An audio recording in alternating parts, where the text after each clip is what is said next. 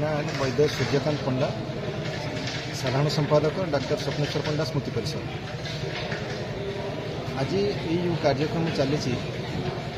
Doctor Swapneshwar पंडा स्मृति परिषद और राजवैद्य आयुर्वेद मिलित आनुकूल्य एक विशाल स्वास्थ्य शिविर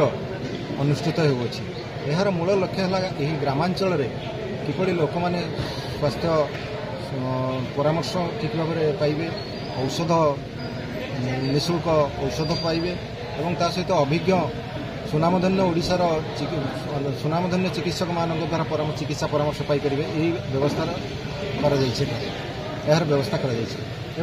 यही चिकित्सा शिविर में प्राय आम आशा कर 600 ରୁ 700 लोकों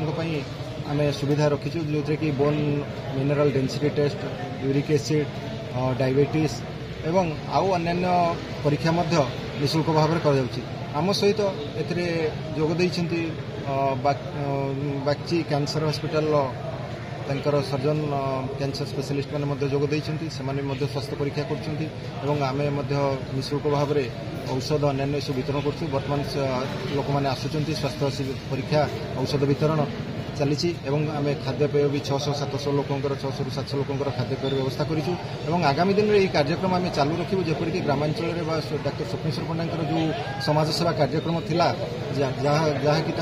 ग्रामांचल नहीं जातीय स्तर में सुनाम अर्जन से करते से कार्यक्रम को आम आगामी दिन में प्रति वर्ष चालू रखू बोली आमर यही रही आमर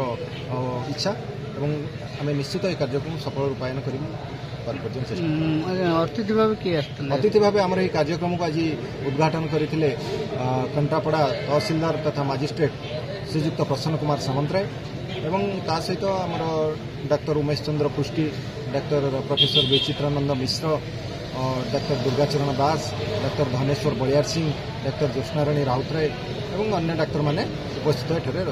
रही शिविर को परिचालना कर।